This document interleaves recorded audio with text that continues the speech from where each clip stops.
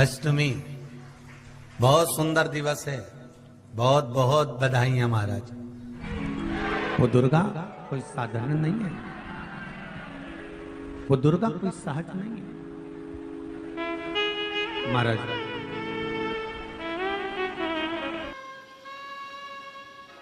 कितना सुंदर कहा है। शिव महापुराण की कथा वर्णन करती है, यदि किसी भी अष्टमी तिथि को 12 महीने में शुक्ल पक्ष कृष्ण पक्ष की अष्टमी तिथि पड़ती है, यदि किसी भी अष्टमी तिथि को अगर किसी ने नियम बनाया 5 अष्टमी का, 8 अष्टमी का, 7 अष्टमी का, एक कनेर का पुष्प शिवजी के शिवलिंग को समर्पित करना, अशोक सुंदरी के स्पर्श करना, और जो जलाधारी होती है, जैसे ये शिवलिंग है, ये जलाधारी है, तो पहले शिवलिंग पर स्पर्श, फिर अशोक सुंदरी का स्पर्श, फिर जलाधारी पर कनेर का पुष्प शिव जी की ओर मुख कर कर, अर्थात जैसे मानो ये कनेर का पुष्प है, तो ऐसा शिवलिंग का स्पर्श करते हुए जलाधारी पर जो समर्पित करता है, भगवान शंकर उसके मन की कामना को पूर्ण जरूर करते हैं। एक कनेर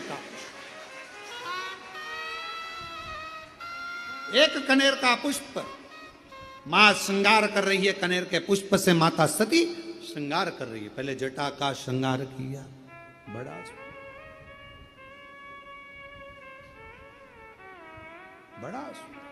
आपसे एक निवेदन करें आज शिव महापुराण के माध्यम से, जितने भी शिव भक्त कथा को सुन रहे हैं आस्था चैनल पर, फेसबुक, यूट्यूब पर, आपसे आज एक निवेदन करते हैं, करके देखिएगा। रोज मंदिर जाते हो, रोज जल चढ़ाते हो, रोज झाड़ू पोछा भी लगाते हो, रोज तुम कुछ ना कुछ जो रोज करते हो ना, रोज प्रतिदिन जो करते हो, कभी कभी हफ्ते में, महीने में एक बार थोड़ा सा बदल कर देखो। थोड़ा रोज झाड़ू लगाते हो, पोछा लगाते हो, आज बाबा का थोड़ा श्रृंगार करो। रोज फूल लेकर जाते हो, बेलपत्र लेकर जाते हो, आज घर पे थोड़ा सा चंदन घिसो, थोड़ा चंदन। किसके लिए घिस रही हो? जम के बोलो जरा, अपने भोले बाबा। थोड़ा चंदन घिसो, वो नहीं, डब्बी मिलती है बाजार में, लोग आगे अष्टगंध कोई चंदन समझ लेते हैं, और थोड़ा सा पानी में घोला और श्रृंगार करके पोत के बाबा को लगाकर आ गए। ना ना ना ना, ऐसा नहीं। थोड़ा 2 बूंद पानी डालकर थोड़ा सा फिर चंदन को धीरे धीरे घिस रहे हो। हाथ की चूड़ी की आवाज उस चंदन में जा रही है, अर्थात दिल से भी कह रहे हो, हाथ से भी कह रहे हो, और चूड़ियां भी कह रही हैं, बाबा आपके लिए तैयार करा गया। कभी कभी हम रोज नहीं कर रहे, तुम्हारे पास टाइम नहीं है, हम जानते हैं तुम बहुत व्यस्त हो, इसलिए हम तुम्हारे को ज्यादा, आपने देखा होगा, पूरी कथा को उठाकर देख लीजिए, जितने साल की कथा उठाकर देखना है उतने साल की कथा उठाकर देखिए। आज तक हमने बहुत लंबा पूजन का कोई विधान नहीं बताया, हमने बहुत महंगा, बहुत सारा पैसा खर्चो ऐसा पूजन का विधान नहीं बताया। हमने प्रयास करा, तुम्हारे घर का लोटा और तुम्हारे घर का पानी और शंकर जी पे चढ़ गया और तुम निहाल हो गए, बस इतना ही बताया। ज्यादा 2-4 घंटे तक तुम मंदिर में बैठ गए और भगवान को, ना, थोड़ा, और वो भी महीने में, हफ्ते में एक बार तुम जरा बदल कर देखो।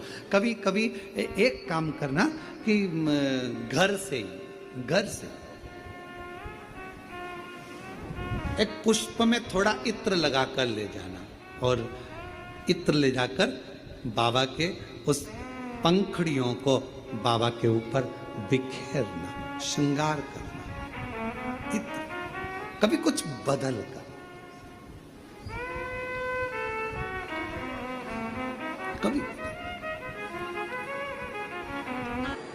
भी आप समझ लें कि जैसे अष्टमी तिथि या नौमी तिथि, किसी भी महीने की, चाहे शुक्ल पक्ष की हो चाहे कृष्ण पक्ष की, अष्टमी और नवमी तिथि, ये दो तिथियां ऐसी हैं, मान लो तुम्हारा पैसा तुमने किसी को दिया 5 लाख, 4 लाख, 3 लाख, 10 लाख, 8 लाख, 2 लाख, 50,000, 25,000, 20,000, 40,000 और वो पैसा नहीं दे रहा, आप हार गए कह कर, फोन लगा कर, भैया दे दे रहे, परेशानी है, दे दे रहे भैया, हम तो परेशान हो गए, और हार गए, नहीं मिल रहा, बहुत परेशान। तो महाराज किसी भी अष्टमी या नवमी तिथि के दिन आप माँ जगतजननी जगदम्बा का शिव के साथ में, शिव शक्ति का स्मरण कर कर देवी के नाम की 9 आहुतियां, सूखे बीले की, मतलब बीला जो सूख चुका है, फल जो सूख चुका है, उसकी 9 आहुतियां अग्नि में शंकर और सती के नाम से, शंकर और शिव के नाम से समर्पित करें, और आखिरी आहुति जो समर्पित करें उसमें थोड़ा सा भाग तिल का, और तिल भी काली नहीं चढ़ती उसमें, श्वेत तिल का भाग उसके साथ लगाकर समर्पित करें, और जिससे धन लेना है उसका नाम लेकर वो समर्पित करें महाराज, उसको सुध आएगी और वो पैसा किसी भी हाल में आपके हाथ में थमाकर जाएगा ही।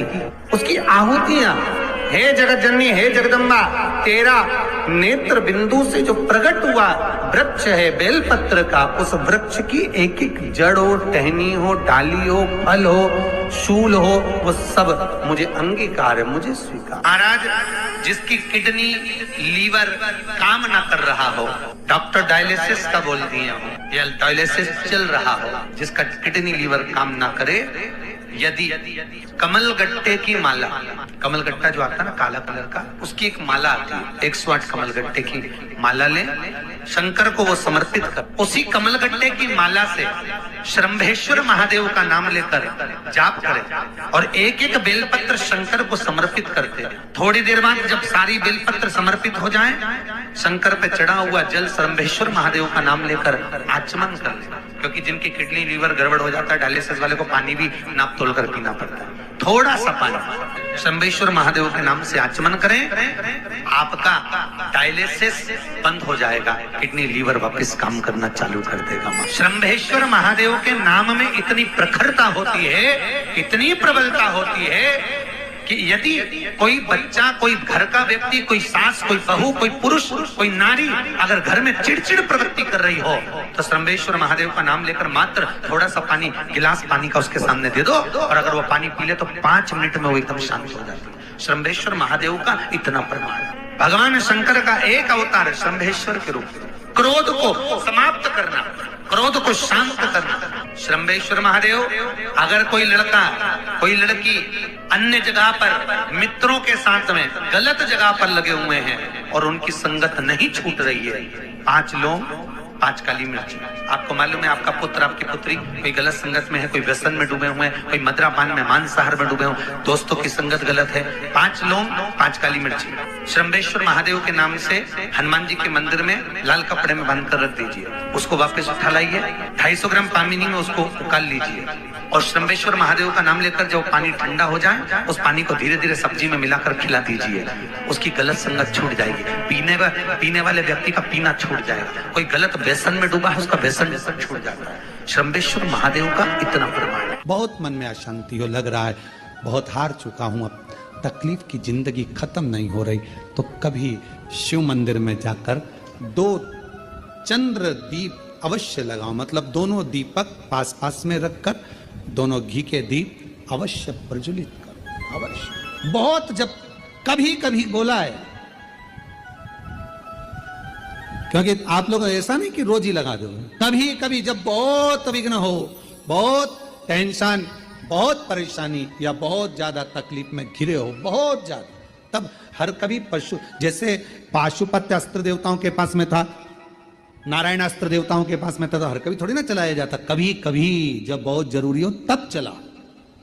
कई लोग हमसे कहते हैं आप इतने बड़े बड़े संवाद बता देते हो, तो वो लोग उसको चला दें, तो हमने कहा जब उसको जरूरत पड़े तब उसका क्रम किया, जब जरूरत। चंद्रमौलेश्वर और चंद्र, वापिस आप नाम बोलिए, चंद्रमौलेश्वर और चंद्र। भगवान 2 दीप पास में घृत के, घी के, बाबा को लगाओ, चंद्रदीप माँ अम्बा जगदम्बा को जैसे आपने स्वीकार किया, माता को जैसे आपने भय से मुक्त किया, जैसे संपूर्ण विश्व के कल्याण के लिए हे शंकर भगवान आपने मां अंबा के मस्तक पर चंद्रमा रख दिया और मां को स्वीकार करने के लिए फिर अपने मस्तक पर चंद्रमा ले लिया। मेरे सारे भार, मेरे सारे दुख, मेरी सारी तकलीफें, मेरा सारा कष्ट, मेरी सारी परेशानी आप अपने ऊपर धारण कर लीजिए और मुझे जैसे माँ को अपने गोदी में बिठाया ऐसे मुझे बिठा लीजिए और मेरे दुखों को काट लीजिए। बाबा का एक स्वरूप है चंद्रमौली, चंद्रमा है पर मस्तक पर पाग बंधी हुई है, सुंदर स्वरूप। कभी कभी आपने देखा होगा जटा के ऊपर एक कपड़ा बंधा देखा होगा। कभी शिव जी का फोटो देखना, कोई चित्र आपको देखने को मिल जाए, पुराना चित्र, गीता प्रेस गोरखपुर की पुस्तकों में से गीता प्रेस गोरखपुर की कोई कल्याण का अंक शिव पर मिल जाए तो उसमें फोटो देखना, जटा बंधी, उसके ऊपर एक कपड़ा बंधा है, सर पर बिठा है गंगा जी बह रही और एक कपड़ा बंधा हुआ चंद्र और चंद्रमा भी रखा। बाबा धारण मस्त धारण ऐसा ऐसा कपड़ा उनके, हम तो ज्यादा बांध ले समझ लो, वो तो छोटा बांध और बाबा आराम से अपने मस्तक पर कपड़ा बांध कर चंद्रमौली चंद्रशेखर बनकर विराज। शिव जी के मस्तक पर एक वस्त्र चंद्रशेखर चंद्रमौली। कोई व्यक्ति का मन विद्याध्ययन में नहीं लगता हो या उसकी याददाश्त कमजोर हो गई हो, उसको दाल पुष्प, दाल चावल का दाना, बेलपत्र माँ चंद्र घंटा के नाम से देवी के मंदिर में समर्पित करें या भगवान शंकर का जो शिवलिंग है, जो जलाधारी है, इस जलाधारी में इस स्थान पर पानी अगर यहाँ बह रहा है तो इस स्थान पर वो लाल पुष्प, वो बेलपत्र, वो लाल चावल का दाना अवश्य समर्पित करना और शिव जी को एक लोटा जल या माँ आद्य शक्ति जगत जननी शीतला माता को चंद्र घंटा के नाम से जल समर्पित करें। उस जल का प्रोक्षण अपने ऊपर करें। भगवान शंकर को अगर जल चढ़ाया है चंद्र घंटा माता के नाम से तो उसका आचमन करें। बच्चे का विवेक बुद्धि प्रबल हो गया। कोई व्यक्ति का और जब जब कहीं ना कहीं किसी भी रूप में संसार सागर में कोई भी उपद्रव होता है, पाप कर्म जब बढ़ता चले जाता है तब आद्य शक्ति दुर्गा भवानी शिव जी की आज्ञा लेकर इस संसार में शक्ति के रूप में प्रकट होती है। अब कई लोग कहते हैं गुरु जी क्या वो शक्ति देवी का स्वरूप में प्रकट होगी? शक्ति क्या?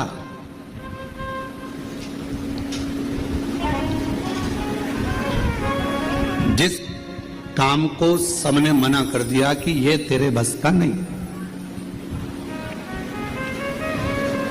तो आप जब नर्वस हो जाते हैं उस समय पर, जब आप अंदर से टूट जाते हैं, तब भीतर से आपने जो शिव जी को एक लोटा जल चढ़ाया हुआ होता है, जो जगत जननी जगदम्बा दुर्गा भवानी की कभी आराधना करी होती है, तो शिव और शक्ति आपके अंदर एक बल उत्पन्न करते हैं। उसी को आद्य देवी शक्ति कहा गया है। उसी को शक्ति जो हमें एक ऊर्जा दे, जो हमारे भीतर एक ऊर्जा उत्पन्न कर दे कि मैं ये कर लूंगा, मैं कल गवर्नमेंट जॉब मिलेगी,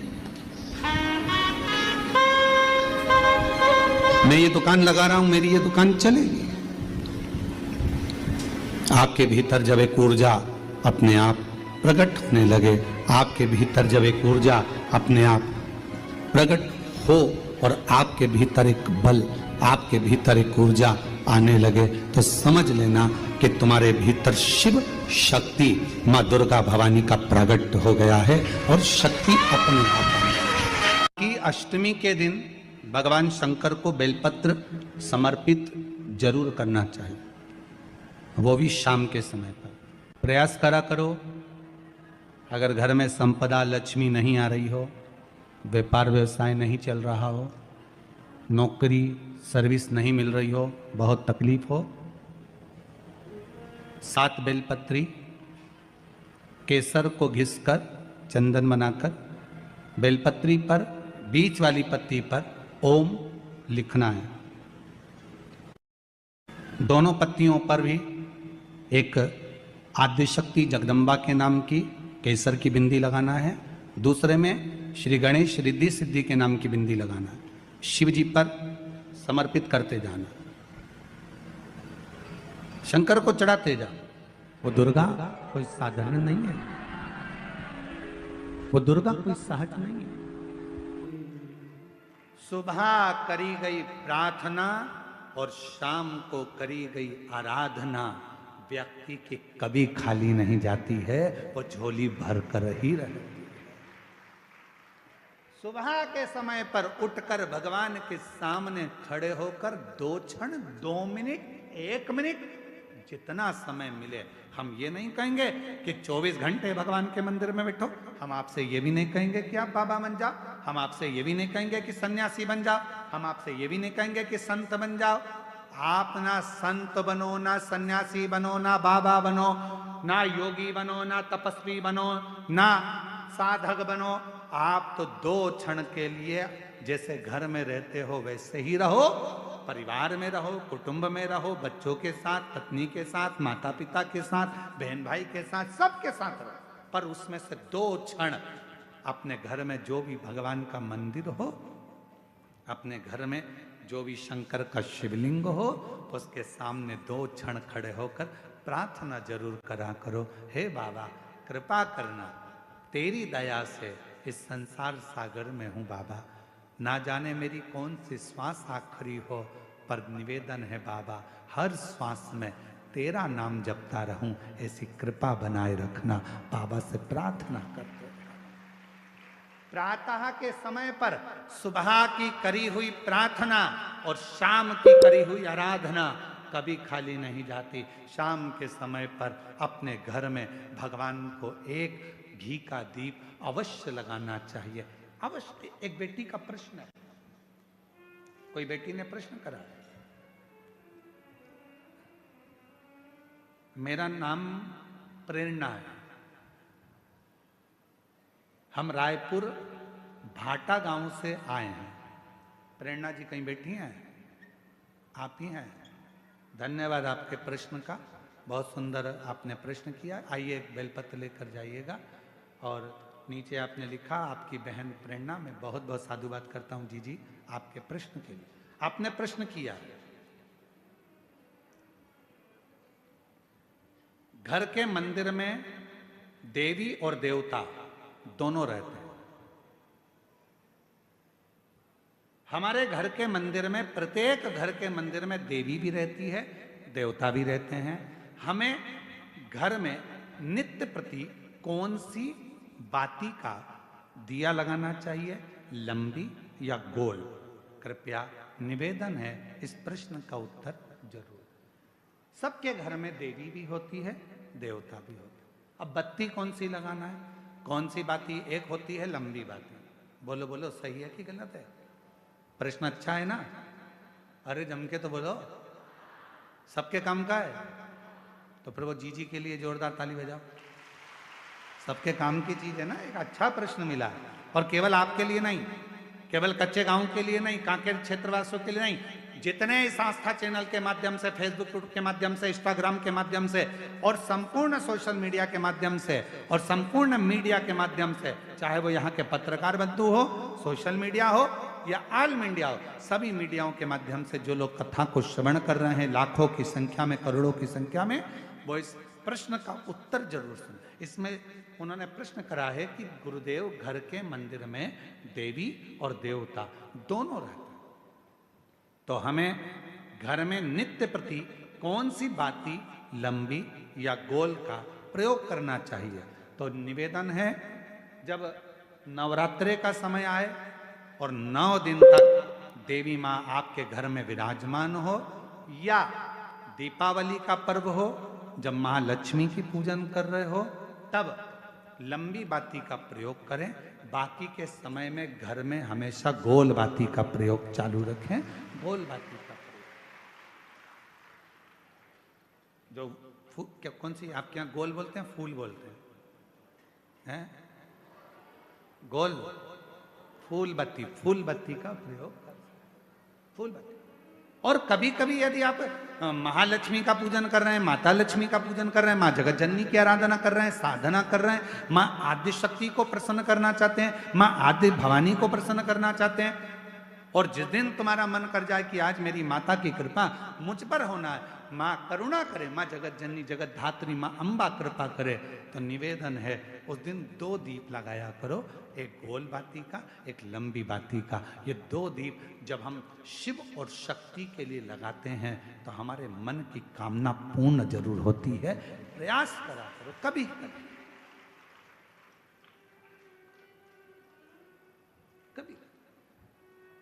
और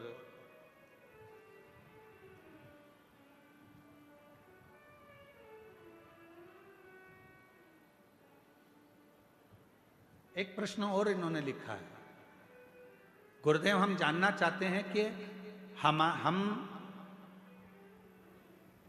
बच्चों को रुद्राक्ष का जल देना चाहते हैं, पर बच्चे कई बार वो पीते नहीं, कोई कहीं नहीं पीता, कोई नहीं पीता, कोई पीता। तो हमने क्या करा कि घर का जो मटका है उस मटके में रुद्राक्ष डाल दिया। कैसी रही?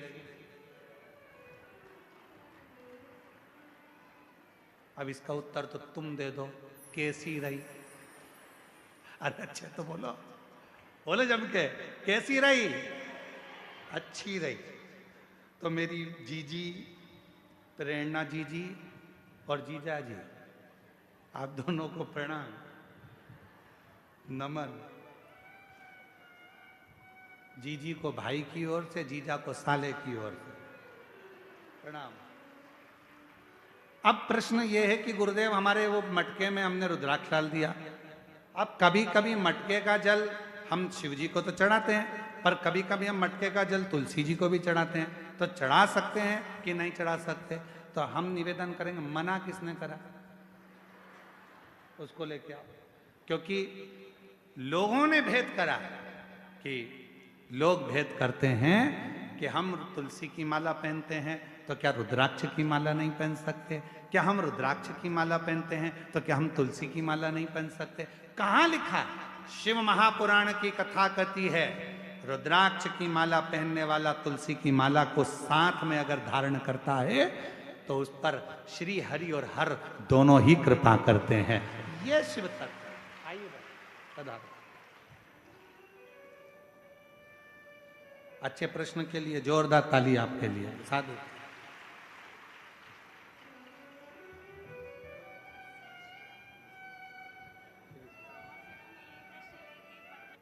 देना तू मना नहीं, पर सत्कर्म कर, अच्छा दे।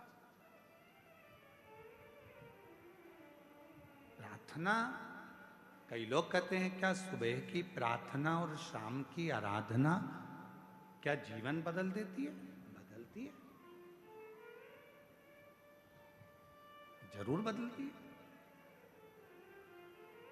बस याद रखो, प्रातः के समय पर प्रार्थना करो, बाबा को नमन कर कर, निवेदन कर कर, एक लोटा जल समर्पित कर। और जैसे जैसे प्रदोष काल आए, शाम का समय, सूरज ढलने का समय हो, प्रदोष काल का समय हो, प्रदोष काल का समय हो, और हल्का हल्का सूरज डूब रहा हो, अंधेरा थोड़ा थोड़ा छा रहा हो, और उस समय पर जब हम बाबा को दीप लगाकर आराधना करते हैं, उसकी स्तुति करते हैं, श्री शिवाय नमस्तुभ्यं,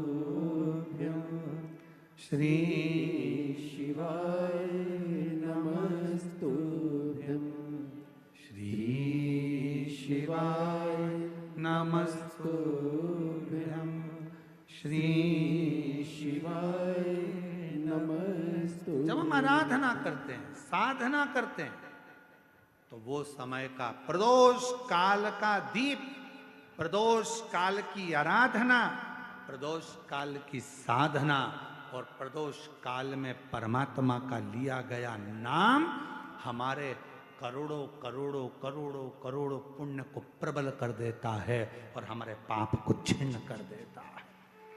हमारे पाप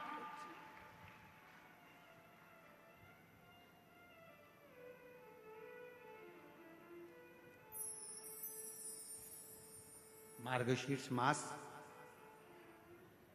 कहीं ना कहीं आपकी पुण्याई है।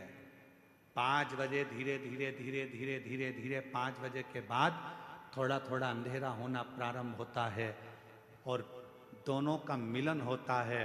और उस समय पर आप शिव महापुराण में बैठकर जब बाबा से आराधना कर रहे होंगे तो जरा विचार करिएगा कि इस मार्गशीर्ष मास में कितना कितना पुण्य तुम्हारी जिंदगी में प्राप्त हो रहा होगा। कितना ये कथा 1 बजे से 4 बजे नहीं, 2 बजे से 5 बजे तक उधर से थोड़ा थोड़ा सूर्य अपनी तपन कम कर रहा होगा और इधर तुम्हारी आराधना चल रही होगी।